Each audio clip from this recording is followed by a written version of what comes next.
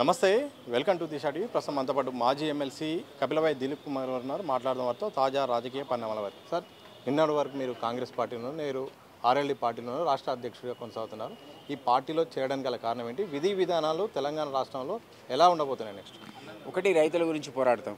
ఎందుకంటే గత ప్రభుత్వం కంటే ఈ ప్రభుత్వం దారుణంగా వ్యవహరిస్తుంది, రైతుల పేర్ల మోసం చేస్తుంది. అజిత్ సింగ్ గారు కానీ ఆయన ఫాదర్ చౌదరి చరణ్ సింగ్ కానీ ఇది రైతుల పార్టీ. సో రైతులకు ఈరోజు ఇంపార్టెన్స్ ఇవ్వట్లేదని ఒక అంశం. రెండవది, ఉద్యోగ సంబంధించినటువంటి శిక్షణ ఇచ్చేటువంటి మంత్రిత్వ శాఖ జయంత్ చౌదరి దగ్గర ఉంది. సో రాష్ట్రంలో ఉన్నటువంటి నిరుద్యోగులు 30 లక్షల మంది ఉన్నారు. సో వాళ్ళకి స్కిల్ ఇంపార్ట్ చేస్తే ఉద్యోగ అవకాశాలు పెరిగే అవకాశం ఉంటుంది. కాబట్టి ఈ పాప రేవంత్ రెడ్డి సర్కారేమో అది డబుల్ ఇంజిన్ సర్కార్ కాదు. సో అంత ఈజీ ఏం కాదు. అది మేము అడిగితే ఇస్తారేమో కానీ వాళ్ళు అడిగితే ఇవ్వని కూడా ఇవ్వరు. సో ఆ కారణం చేత ఆర్ఎల్డీ ద్వారానన్నా కొద్దిగా ఇక్కడ ఉపాధి శిక్షణ ఇప్పించేసి ఈ ఉన్నటువంటి నిరుద్యోగులు, ఎందుకంటే మేము కొట్లాడినాం అదే ఉద్యోగుల కోసం, నిరుద్యోగుల కోసం సుదీర్ఘమైనటువంటి తెలంగాణ పోరాటం చేసినాం. కాబట్టి అదొక ఆలోచన. తద్వారా పిల్లలకు కొన్ని పరిశ్రమల ద్వారా లోన్స్ ఇప్పించి, స్కిల్ ఇప్పించి, జాబ్స్ ఇప్పిద్దాం అనేది రెండో ఆశయం. మూడో ఆశయం అంటే అవినీతి మీద పోరాటం. ఎందుకంటే అప్పట్లో చౌదరి అజిత్ సింగ్ అనేవాడు తెలంగాణ కోసం మంత్రి పదవి వదులుకున్నాడు. ఇప్పుడు మంత్రి పదవులు తీసుకున్న వాళ్ళంతా లూటీ కోసం, డబ్బుల సంపాదన కోసం మంత్రి చెప్పుకుంటుంది. నీ ఒక పనులని డబ్బులు అడగలేదు అంటే మిగిలిన పనులు అడుగుతున్నావా? సో మీ క్యాబినెట్ కలీగ్స్ ఎవరు డబ్బులు తీసుకున్నాడు? ఇట్లాంటి వాళ్ళు మన మంత్రులు ఉంటారని మనం అనుకోలేదు. సో వాళ్ళని డిస్మిస్ చేయమని అనడానికి కూడా ఒక అజెండా కింద పెట్టుకున్నాం. రాబోయే రోజుల్లో నిరుద్యోగుల కోసం, రైతుల కోసం, అవినీతి వ్యతిరేకంగా యువతకు పరిపాలనా పగ్గాలు అందించాలనే లక్ష్యంతో ఆర్ఎల్డీ పార్టీ పనిచేయబోతుంది. ఆ క్రమం లోపల అది దారిదేవి ప్రవహిస్తున్న తెలంగాణ సోయి లేకుండా పరిపాలిస్తున్న వాడు ఎవడైనా సరే వాళ్ళతో పోరాడతాం. కాళేశ్వరం ప్రాజెక్టు సంబంధించిన విచారణ పూర్తయింది, త్వరలో రిపోర్టు రాబోతుందని ఇప్పటికే కమిషన్ చెప్పింది. నిజంగా ఈ యొక్క ప్రాజెక్టు విషయంలో పెద్ద ఎత్తున రాద్దంతం జరిగింది. మీకున్న విశ్లేషణ ఏంటి? అసలు ఈ విషయంలో ఈ ప్రాజెక్టు ద్వారా తెలంగాణకు జరిగింది, కానీ బీఆర్ఎస్ విషయంలో ఏం చెప్పదలుచుకున్నాను? కాళేశ్వరంలో కుంభకోణం జరిగిందనేది మనం ఎప్పటి నుంచో చెప్తున్నాం. ఇప్పుడు నేను కాంగ్రెస్లో ఉన్నదేమాట, బీజేపీలో ఉన్నదేమాట, ఇప్పుడు ఆర్ఎల్డీలో ఉన్నదేమాట. ఖచ్చితంగా అందులో అవినీతి జరిగింది. కానీ మనం చెప్పాల్సిన అవసరం లేకుండా అది కూలిపోయింది. అక్కడ మేడిగడ్డ దగ్గర కావచ్చు, తుమ్మిడి ఎక్కడ అది ఇంకోటి ఉంది కదా, ఇక్కడ కూలిపోయింది. అన్నారం దగ్గర కూలిపోయి చూపించింది వాళ్ళ కర్మకది. ఎగ్జాక్ట్ ఎలక్షన్ ముందు కూలిపోయింది. దాంతో అదే ఎక్స్పోజ్ అయింది.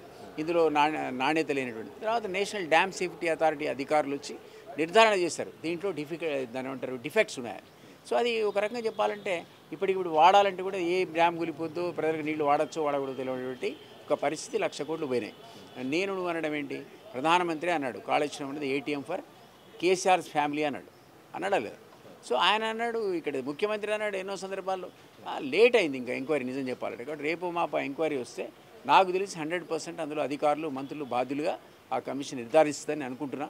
ఇక్కడ రకరకాల ఎంక్వైరీస్ పేపర్లు వచ్చిన దాన్ని బట్టి. సో తద్వారా ఎవరైతే తప్పు చేశారో వాళ్ళకి ఖచ్చితంగా శిక్ష పడాలని కోరుకుంటారు. మీరు అనుకుంటున్నారా బీఆర్ఎస్ సంబంధించిన కీలక నేతలైన మాజీ ముఖ్యమంత్రి కానీ, దానికి సంబంధించిన మంత్రి కానీ, లేకపోతే అప్పుడు ఆర్థిక మంత్రి కానీ, అధికారులు కానీ వీళ్ళపైన ఏమైనా జైలుకి వెళ్ళే అవకాశం ఏమైనా ఇప్పుడున్న ప్రభుత్వం చూస్తుంటే ఏమైనా అర్థమవుతుందా?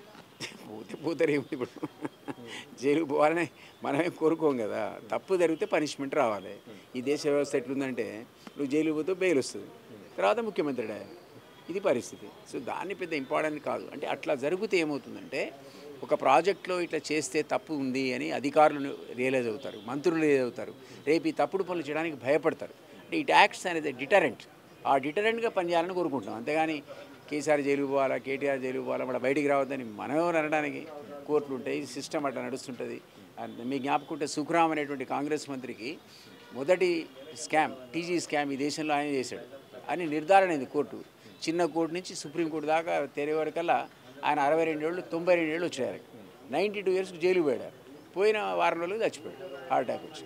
సో ఈ దేశంలో అంత అర్జెంటుగా జైలుకు పోయి పనిష్మెంట్ అయ్యి ఆ తర్వాత ఆయన ఖతం అయిపోతాడని కూడా తప్పు. ఆయన ముఖ్యమంత్రి కూడా కావచ్చు రేపు పోతున్న జైలుకు పోతే. సో అది ఇష్యూ కాదు. ఇష్యూ ఏంటంటే కాళేశ్వరం తప్పు జరిగిందా, తప్పు జరిగితే పనిష్మెంట్ వచ్చిందా లేదా. ఒకవేళ మీరు అరెస్ట్ చేసినా బెయిల్ మీద ఇట్లా తప్పు జరిగిందని నిర్ధారణ అయితే రేపు రాబోయే ప్రాజెక్ట్ లోపల అధికారులు జాగ్రత్తగా ఉంటారు, మంత్రులు జాగ్రత్తగా ఉంటారు. ఇష్టం వచ్చినట్టుగా ప్రజాధనాన్ని వృధా చేయరనేది మన ఆశ.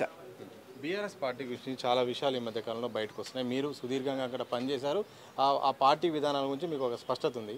ఈరోజు బయటకు వచ్చి అంతర్గత విషయాల గురించి బయట చర్చ జరుగుతుంది. మొత్తం ఆ పార్టీ సంబంధించిన విషయాలు కూడా బయటకు వస్తున్నాయి. నిజంగా జరుగుతున్న పరిణామాల నేపథ్యంలో మీరు ఎట్లా విశ్లేషిస్తారు? బీఆర్ఎస్ అనే పార్టీ కేసీఆర్ ఉన్నంతవరకే ఉంటుందండి. ఆయన దానికి ఒక గొడుగు లాంటి వాడు. దాని కింద కవిత ఉంటుంది, కేటీఆర్ ఉంటాడు, హరీష్ ఉంటుంది. ఆయన ఆ గొడుగు తీసేస్తే ముగ్గురు 3 వైపులు వెళ్ళిపోతారు.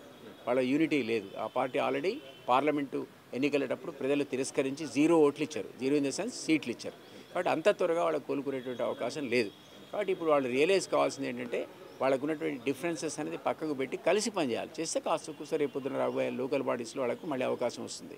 అంతే తప్ప వాళ్ళు ఇదే పద్ధతి కొనసాగిస్తామని, ఫ్యామిలీ రూల్ కొనసాగిస్తామని, ఏదో అవకాశం వస్తే మళ్ళీ దోచుకుంటామనుకుంటే అప్పటికే ప్రజలు విసిగిపోయి ఉన్నారు.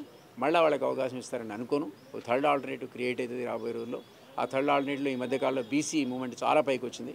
ఆ బీసీ ఫిలాసఫీని ముందుకు తెచ్చారు కాబట్టి బీసీ లీడర్షిప్ ఎమర్జ్ అయితే గతంలో ఉన్నదానికంటే ఇప్పుడు యాక్సెప్టెన్స్ ఎక్కువ ఉంది. సో వాళ్ళు అట్లా ఒక థర్డ్ ఆల్టర్నేటివ్ క్రియేట్ కావాలని నేను కోరుకుంటాను. Thank you.